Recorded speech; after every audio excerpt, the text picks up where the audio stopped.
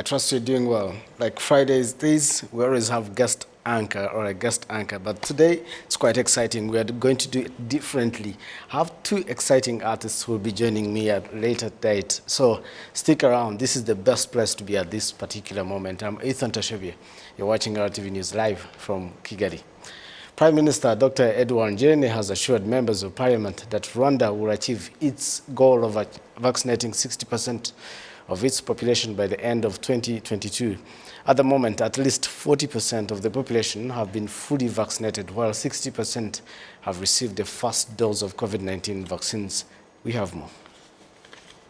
While the goal for the World Health Organization is to ensure that at least 10% of each country is vaccinated, statistics show that in Rwanda, more than 6 million people, representing 46% of the entire population, have already received the first dose of COVID-19 vaccines, or 3,625,000 people, representing 40%, have received at least 2 doses of COVID-19 vaccines, without considering those who have received the booster dose. Prime Minister Dr Edouard Ngirente has told members of the parliament that vaccination program for children from the age of 12 is one of the reasons for the increase in vaccination rates, with Rwanda confident that by the end of next year, 60% of Rwanda's population will be fully vaccinated.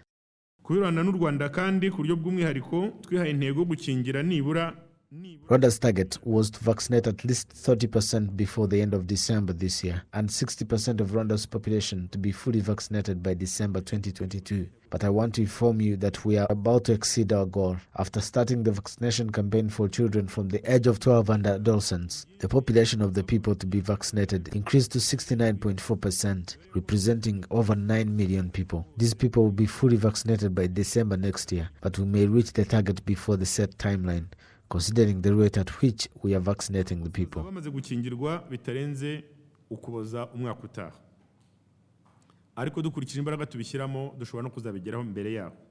Some of the legislators questioned the rationale of the booster dose and the progress the country has made in building its vaccine manufacturing facility. I believe that once we start manufacturing vaccines, we'll be able to vaccinate the entire population of the country and be able to donate some doses to our African brothers. I want Prime Minister to enlighten us on the progress made in building our own vaccines manufacturing facility and how ready we are to vaccinate at least 100% of our population, as well as treating other diseases.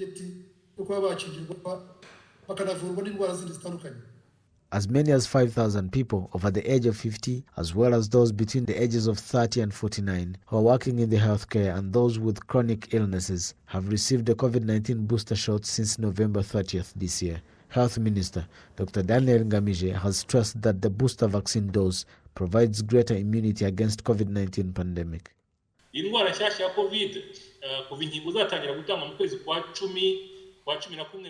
According to the studies shown from countries which vaccinated their people ahead of us, has shown that the body's resistance to COVID-19 virus keeps going down as time goes by, which is why one needs the booster vaccine dose to provide greater immunity against COVID-19 pandemic.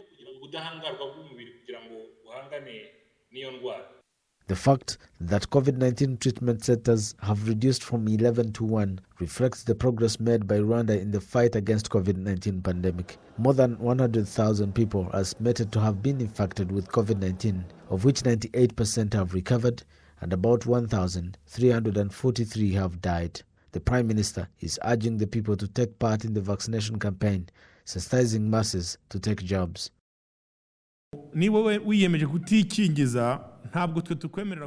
If you don't want to get vaccinated, we will not allow you to infect others with the virus. That's the whole point. If you have not been vaccinated and you think that's your right, this will not give you the right to infect other Rwandans. Those vaccinated can contract the virus, but they will not be devastated by the virus. But you should not give yourself the right to go in the stadium and other public places where you meet many people and infect them with the virus. No one has the right to infect others, considering that the government has done everything possible to provide the vaccines freely.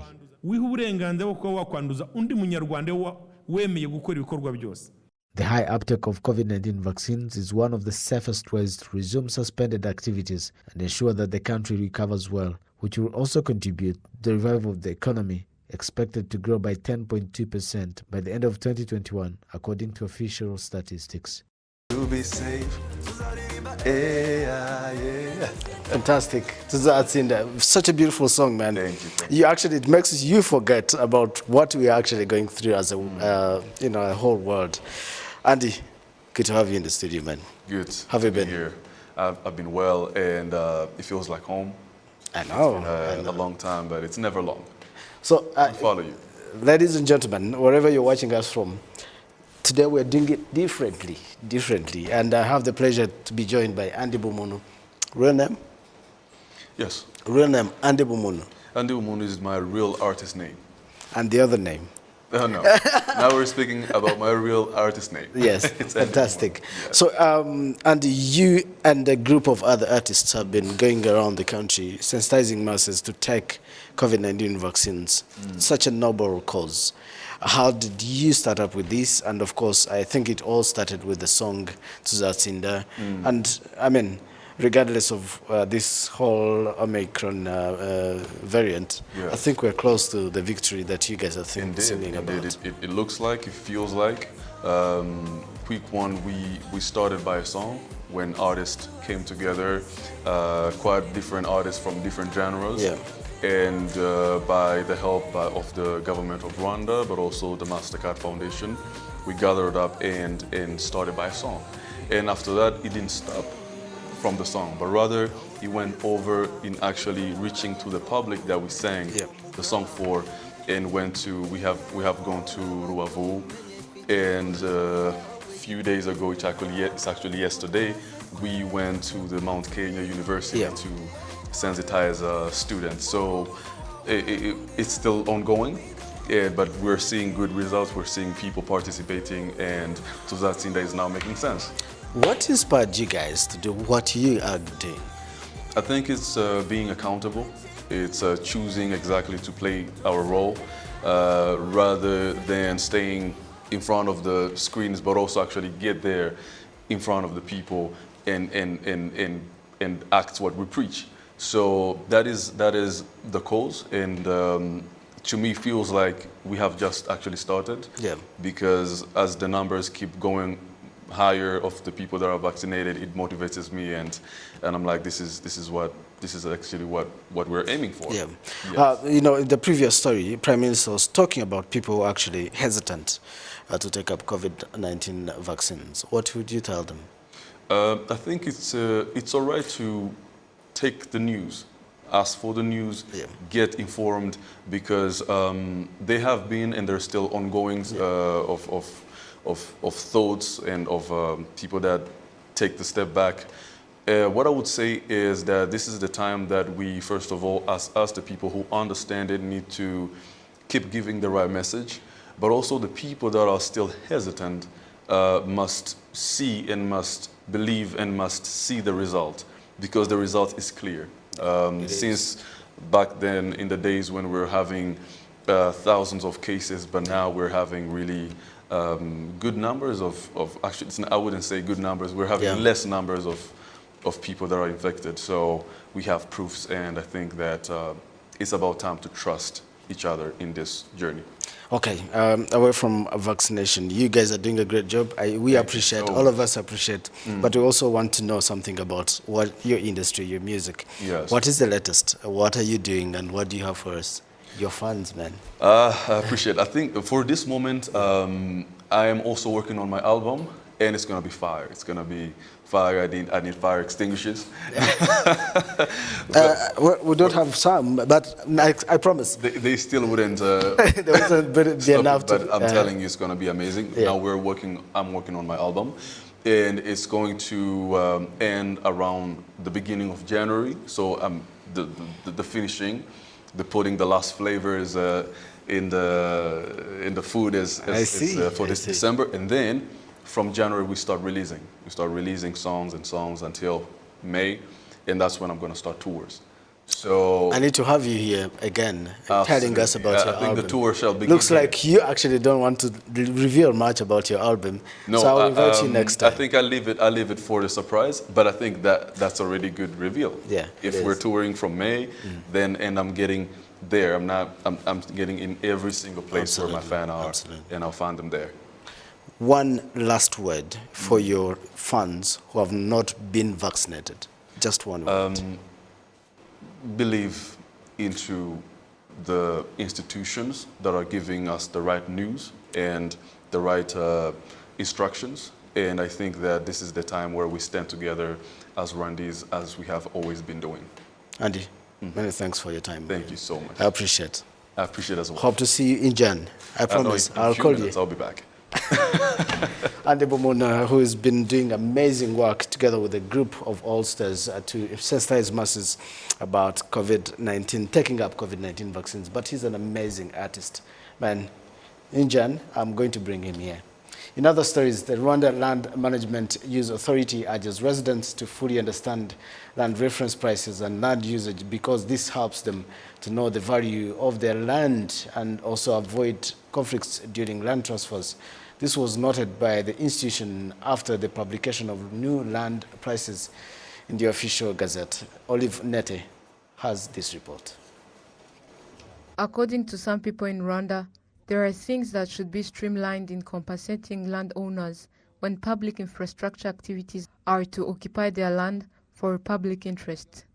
They also point out that generally managing land prices is still a challenge.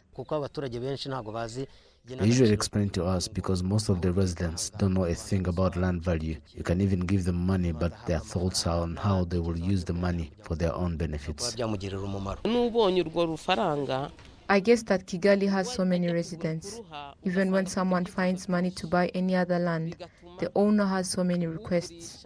Therefore, he sets higher conditions that the buyer can't meet. In dealing with this issue, the land reference prices were established.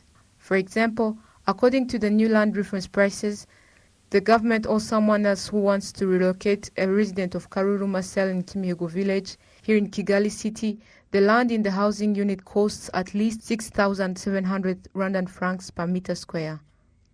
These new land reference prices published in the official gazette were established by the Institute of Real Property Valuers in Rwanda. They point out that the value of the land has augmented. According to the Institute of Real Property Valuers, the importance of these new land reference prices are for the security of the owner while selling. It helps the residents to know what is being done, especially when they are going to be relocated for public interest, but also to find out what they base on when relocating residents. What is the value of their property? Does the buyer need claiming for my property because he's from the government and just pushing me away, or the investor just because he comes with a lot of money chasing me out of my land? The Rwanda Land Management and Use Authority points out that the land reference prices is the best tool in providing information about land in Rwanda and for better land management. Mary Grace Nishimwe, head of land administration at RLMUA, urged residents to fully understand it and know about these prices.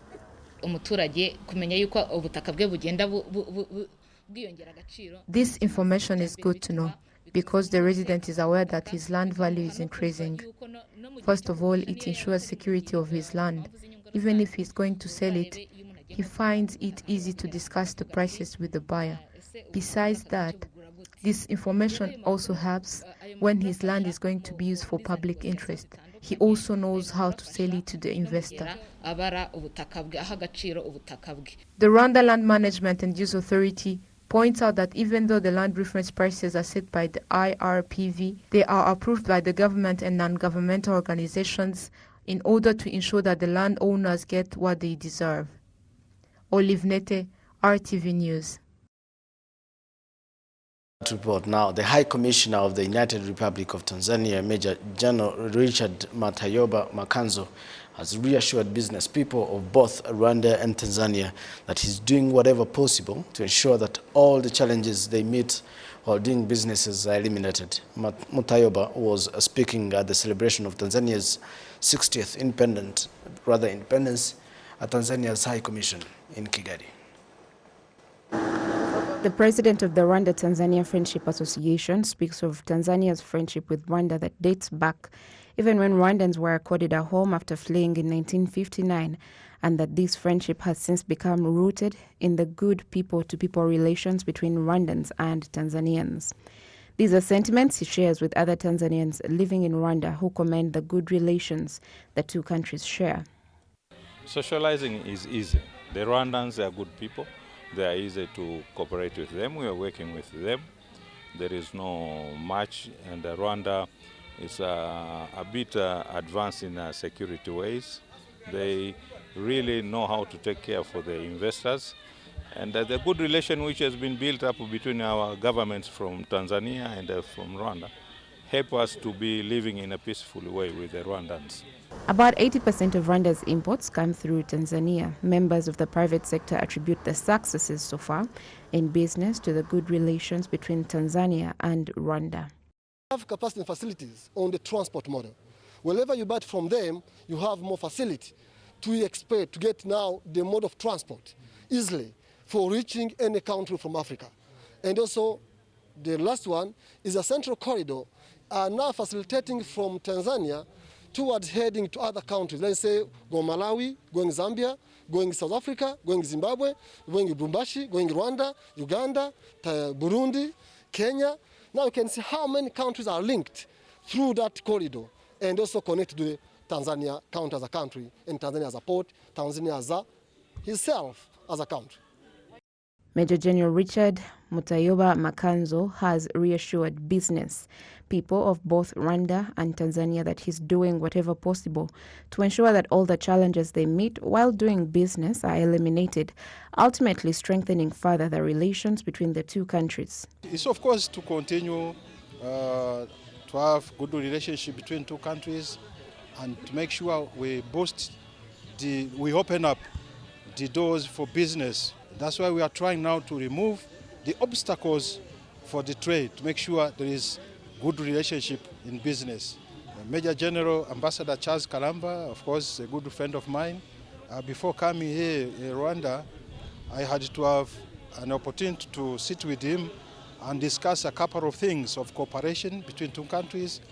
And even today in the morning, he called me in the phone, and that's why for 3 weeks in stay in Rwanda, I can see things are happening now. On 9th December 1961, Tanganyika became an independent republic and became known from then on as Tanzania. The High Commission of Tanzania in Rwanda celebrated the day here in Kigali. Gloria Mutesi reporting for RTV News. Thank you, Gloria, for that report. Now, persons with disabilities who attend HVP Gatagara together with parents of children at this school are grateful for the school's role in empowering the future of children with special needs. Gloria Mutesi still has more. Tabaro Didioden was born disabled. At 5 years old, he was taken by his parents to HVP Gatagara, the oldest school for children with disabilities in Rwanda, where he spent 15 years studying different subjects. Whatever I've achieved now, I attribute it to HVP Gatagara. Tabaro is currently working at Chirehe District Hospital. He says just because he has a disability, it doesn't stop him from driving a car that is designated for people with disabilities. He says that without the help of his parents, he wouldn't be where he is today. And he calls upon parents with children with disabilities to not deprive them of the help they need because they are human and capable. I now have my car, and yet I have disability. I was able to earn the money I used to buy the car even with disability. And this is because my parents understood that regardless of my disability, I'm a human and I'm capable. I'd encourage parents to know that their children are capable too. Nagira inama rero ababyeyi yuko umuntu afite agaciro. HVP Gatagara provides a variety of treatments for people with disabilities and different education programs for persons with special needs due to the uniqueness of each of their facilities. Some parents that have children at the Gatagara school say this school was a solution to their desperation they had having had children with disabilities.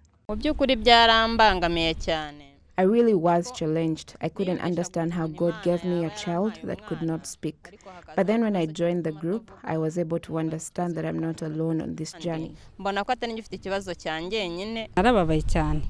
I was hurt because they were my firstborn. They are now 13 years. It's just of recent that they've started to learn. They've only been in this school for a year. HVP Gatagara Director commends the progress made by parents in Kicukiro district in understanding the rights of children with disabilities and calls on the government to support the children after they've finished their time at the school. Our biggest challenge is that when the children have grown up to the age of 12 and 13 and above, we don't have the capacity to continue with them. Our services cater for children from the age of 4 to 12. We don't have programs for children aged 13 and above. We are working with district officials to help us reach out to the Minister of Education to see that facilities are put in place for children that have finished programs that we have at Gatagara School. kugira ngo harebwe uburyo hashyirwaho serivisi zihariye kuri abo bana bamaze ku myaka y'ubukure 13 kugera ku myaka 17. HVP Gatagara was established in 1961 and currently has 6 branches across the country offering different services for people with disabilities. It's a wrap, folks, from me and the entire news production team, and thanks for your company tonight. Stay safe. I'm Ethan Tashavia. Bye for now.